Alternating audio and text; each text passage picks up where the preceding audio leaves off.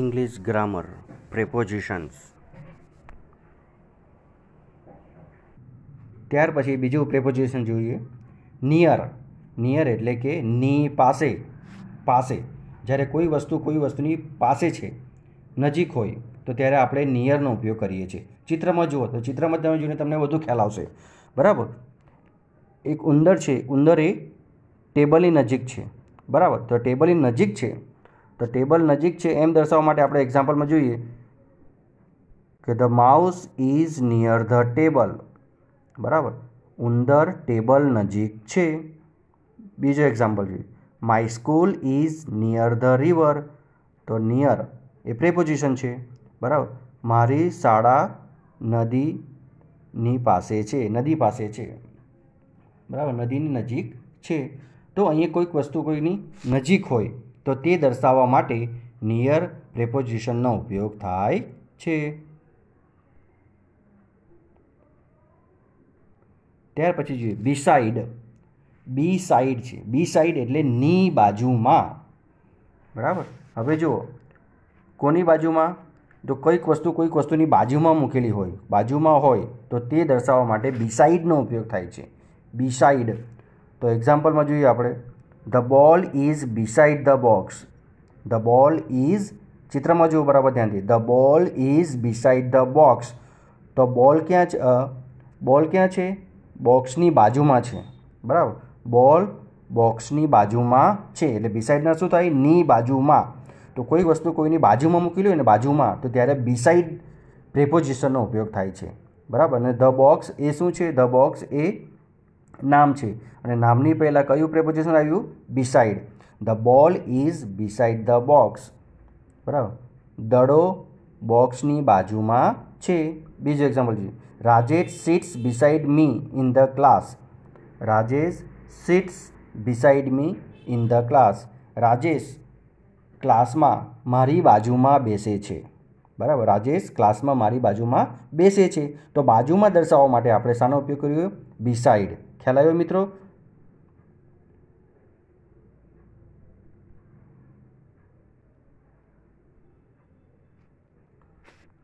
હવે આપણે પહેલાં બિસાઇડ જોયું, હવે આવશે બિસાઇડ્સ. એટલે કે બિસાઇડની પાછળ એસ લાગ્યો છે. બરાબર, તો આનો આખો અર્થ બદલાશે. પેલું બિસાઇડ આપણે જોયું આગળ, તે બિસાઇડ એટલે ની બાજુમાં હતું.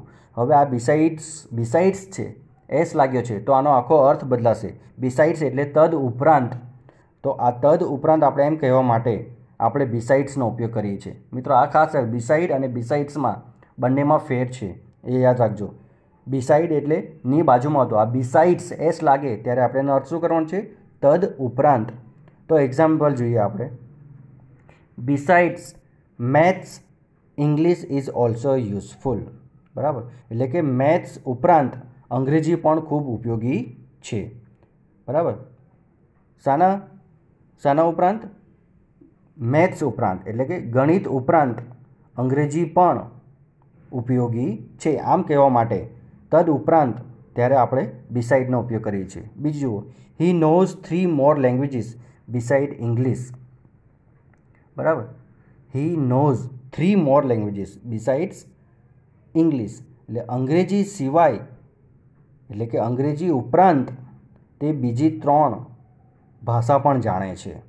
તો આ રીતે આપણે બિસાઇડ્સનો અર્થ આપણે કરીએ છીએ. તો બિસાઇડ્સનો ઉપયોગ પ્રેપોઝિશન તરીકે આ રીતે આપણે એનો ઉપયોગ કર્યો, યાદ રાખજો. ત્યાર પછી પ્રેપોઝિશન આવે છે અંડર. જ્યારે કોઈક વસ્તુની નીચે હોય. ક્યાં હોય? નીચે, એટલે કે અંડર હોય. તો અંડર દર્શાવવા એટલે કે નીચે હોય તો ત્યારે અંડરનો ઉપયોગ થાય છે. ચિત્રમાં જુઓ. બરાબર, ઉંદર છે એ કોની નીચે છે? ટેબલની નીચે છે. તો એ દર્શાવવા માટે આપણે અંડરનો ઉપયોગ કરીએ છીએ. જ્યારે કોઈ વસ્તુ કોઈ વસ્તુની નીચે મૂકી હોય તો ત્યારે આપણે અંડરનો ઉપયોગ કરીએ છીએ. એક્ઝામ્પલ જુઓ, there is a mouse under the table. There is a mouse under the table. તો આપણે ચિત્ર પ્રમાણે આપણે આ વાક્ય બનાવ્યું તો કઈ રીતે બન્યું કે ઉંદર ટેબલ નીચે છે. કોની નીચે છે? ટેબલ નીચે છે. There is a mouse under the table. બીજું ઉદાહરણ જોઈએ આપણે, a cow is sitting under the tree, બરાબર, a cow is under sitting the tree, ગાય ઝાડ નીચે બેઠી છે.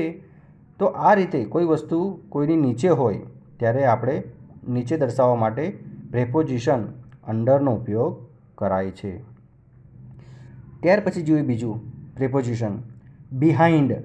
કઈ છે? બિહાઇન્ડ. બિહાઇન્ડ એટલે ની પાછળ.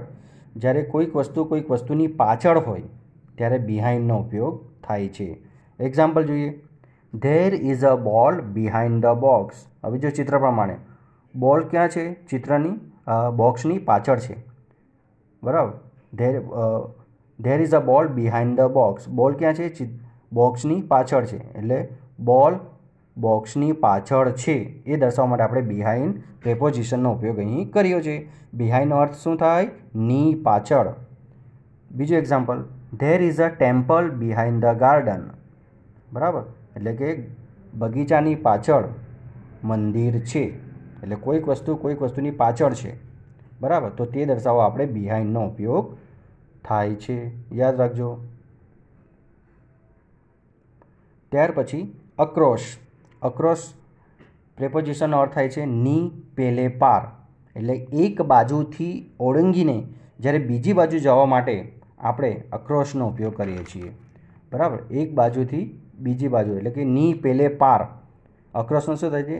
ની પેલે પાર. એટલે કે એક દિશાથી બીજી દિશા જતા હોય ત્યારે અક્રોસ વપરાય છે, બરાબર. તો ચિત્રમાં તમે જુઓ, એક બાળક છે, એ બાળક એક દિશામાંથી બીજી દિશામાં જાય છે, બરાબર. આ કિનારાથી પેલા કિનારે જાય છે, બરાબર. તો એક્ઝામ્પલમાં આપણે ખ્યાલ આવશે. Montu ran across the road.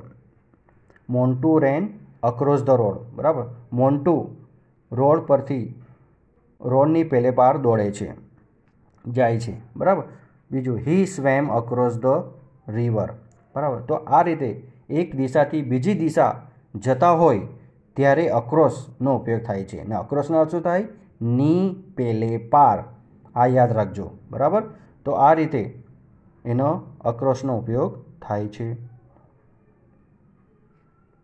ત્યાર પછી જોઈએ થ્રુ. થ્રુનો શું થાય? ગુજરાતીમાં એનો અર્થ થાય છે માંથી. અમુક વસ્તુમાંથી આપણે નજર કરતા હોય ત્યારે, બરાબર, કાં તો અમુક વસ્તુમાંથી પસાર થઈને, કોઈ વસ્તુ પસાર થઈને જતી હોય, બરાબર, તો ત્યારે આપણે માંથી એટલે કે થ્રુ પ્રેપોઝિશનનો ઉપયોગ કરીએ છીએ, બરાબર. એક્ઝામ્પલ જોઈએ આપણે. The bird is passing through the ring. જુઓ ચિત્રમાં, the bird is passing through the ring, બરાબર. પક્ષી રિંગમાંથી પસાર થઈ રહ્યું છે. જો ચિત્રમાં જો પક્ષી રિંગમાંથી પસાર થઈ રહ્યું છે, તો ત્યારે પસાર થઈ રહ્યું હોય ત્યારે આપણે થ્રુનો ઉપયોગ કરાય છે. આ યાદ રાખજો. થ્રુનો ઉપયોગ ક્યારે કરાય? જ્યારે કોઈક વસ્તુ બીજી વસ્તુમાંથી પસાર થઈ રહી હોય. તો અહીં ચિત્રમાં આપણે ખ્યાલ આવે છે, the bird is passing through the ring. બીજું એક્ઝામ્પલ જોઈએ. અવર બસ પાસ થ્રુ ધ ફોરેસ્ટ. અમારી બસ જંગલમાંથી પસાર થઈ. તો કોઈકમાંથી કોઈક પસાર થાય છે તો ત્યારે આપણે થ્રુનો ઉપયોગ કરાય છે.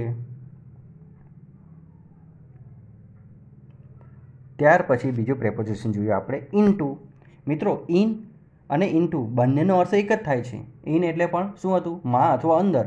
અને ઇનટુ એટલે પણ માં અથવા અંદર જ થાય.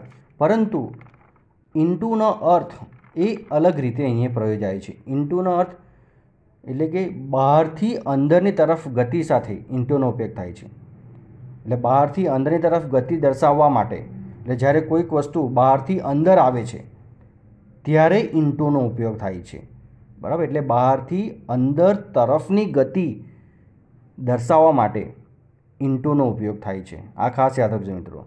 જ્યારે બહારથી કોઈક વસ્તુ અંદર તરફ ગતિ કરતી હોય ને ત્યારે ઇનટુનો ઉપયોગ થાય છે, બરાબર. એક્ઝામ્પલ આપણે જોઈએ. The teacher came into the class. The teacher came into the class. શિક્ષક ક્લાસમાં આવ્યા. ક્લાસમાં આવ્યા એટલે ટીચર ક્લાસમાં બહારથી આવ્યા ને, તો બહારથી અંદરની તરફ આવ્યા છે, બરાબર. એટલે બહારથી જ્યારે આવે ત્યારે આપણે ઇનટુનો ઉપયોગ કરીએ છીએ. ખ્યાલ આવ્યો? The teacher came into the class. બીજું એક્ઝામ્પલ જોઈએ. The tiger jumped into the river. બરાબર. વાઘે નદીમાં કૂદકો માર્યો, બરાબર. એટલે નદીમાં કૂદકો માર્યો એણે. બહારથી એણે ગતિ કરી, બરાબર, અંદર નદી તરફ, બરાબર, એટલે ત્યારે આપણે ઇન્ટુનો, એટલે કે બહારથી અંદરની તરફ ગતિ કરતા હોય ને તો ત્યારે આપણે ઇન્ટુનો ઉપયોગ થાય છે. આ યાદ રાખજો, બરાબર. ત્યાં તો બીજા બીજા અન્ય ક્રિયાપદ સાથે પણ આ ઇન્ટુનો ઉપયોગ થાય છે. તો કેમ, વેન્ટ, રેન, એન્ટર્ડ, જમ્પ્ડ, આવા બધા ક્રિયાપદો સાથે એનો ઉપયોગ થતો હોય છે. આ યાદ રાખજો.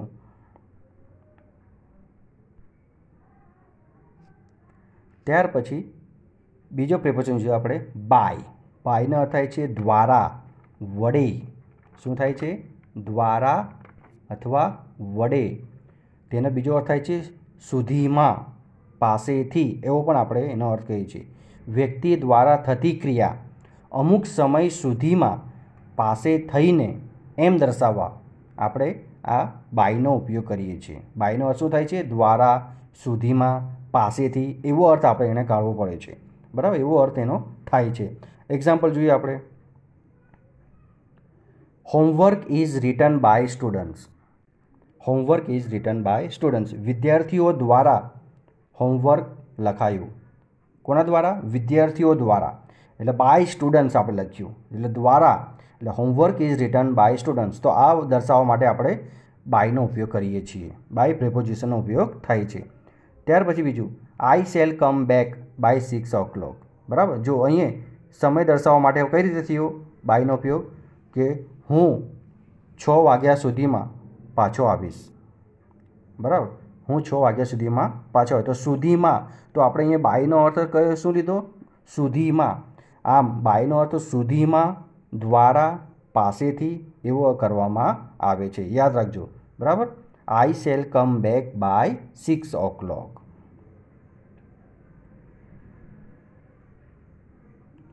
ત્યાર પછીનું પ્રેપોઝિશન છે આફ્ટર. આફ્ટર એટલે અર્થ શું થાય? ની પછી અથવા પાછળ.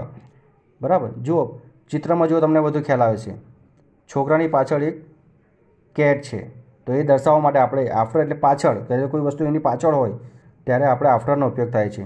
એક્ઝામ્પલમાં જુઓ, there is a cat after the boy. બરાબર, there is a cat after the boy. છોકરાની પાછળ બિલાડી છે. કોની પાછળ? છોકરાની પાછળ. એ દર્શાવવા માટે આપણે આફ્ટર એટલે આફ્ટરનો શું થાય? ની પાછળ અથવા પાછળ. There is a cat after the boy. બીજું example, peon will ring the bell after 5 minutes. બરાબર, એટલે કે પટાવાળો 5 મિનિટ પછી બેલ વગાડશે. 5 મિનિટ પછી, ની પછી, એટલે આફ્ટરનો શું થાય છે? ની પછી અથવા પાછળ. બરાબર. તો આ અહીંયા સમય દર્શાવવા માટે થયો છે આફ્ટરનો ઉપયોગ. તો આ રીતે પ્રિપોઝિશનનો ઉપયોગ થાય છે. Peon will ring the bell after 5 minutes. પટાવાળો 5 minute પછી બેલ વગાડશે, એવો એનો અર્થ થાય છે. આફ્ટર એટલે શું? ની પછી અથવા પાછળ. ત્યાર પછી આપણે બીજું પ્રેપોઝિશન જોઈએ, in front of. In front of એટલે શું? ની સામે.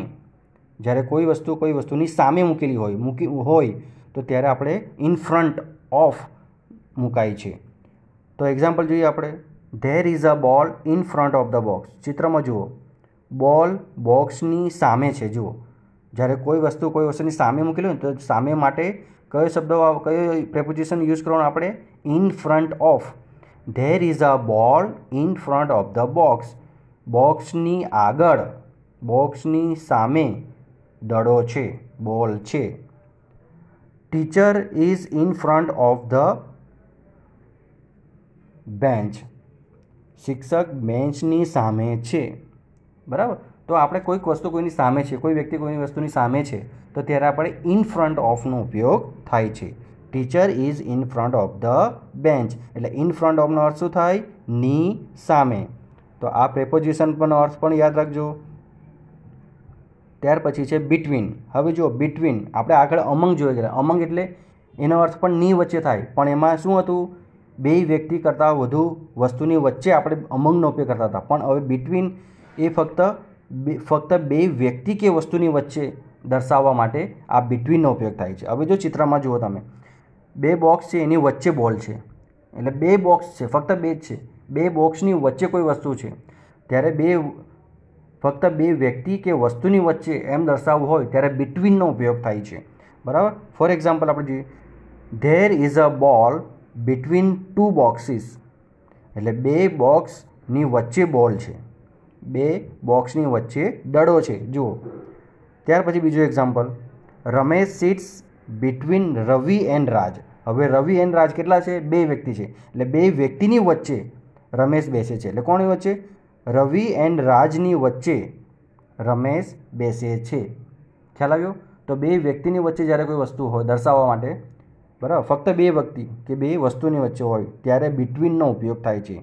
કોનો ઉપયોગ થાય છે? બિટવીન. અને અમંગનો ઉપયોગ ક્યારે થાય? જ્યારે બે કરતાં વધુ વ્યક્તિની વચ્ચે હોય ત્યારે અમંગનો ઉપયોગ થાય. અને બિટવીન ક્યારે થાય? જ્યારે ફક્ત બે વ્યક્તિ કે બે વસ્તુની વચ્ચે હોય એમ દર્શાવવા માટે પ્રેપોઝિશન બિટવીનનો ઉપયોગ થાય છે. ખ્યાલ આવ્યો મિત્રો? તો આ રીતે આપણે મુખ્ય પ્રેપોઝિશન વિશે શીખ્યા. તો તમે આનો અભ્યાસ કરજો અને તમને વધુમાં વધુ એ ત્યાર પછી આવડશે. ધન્યવાદ મિત્રો.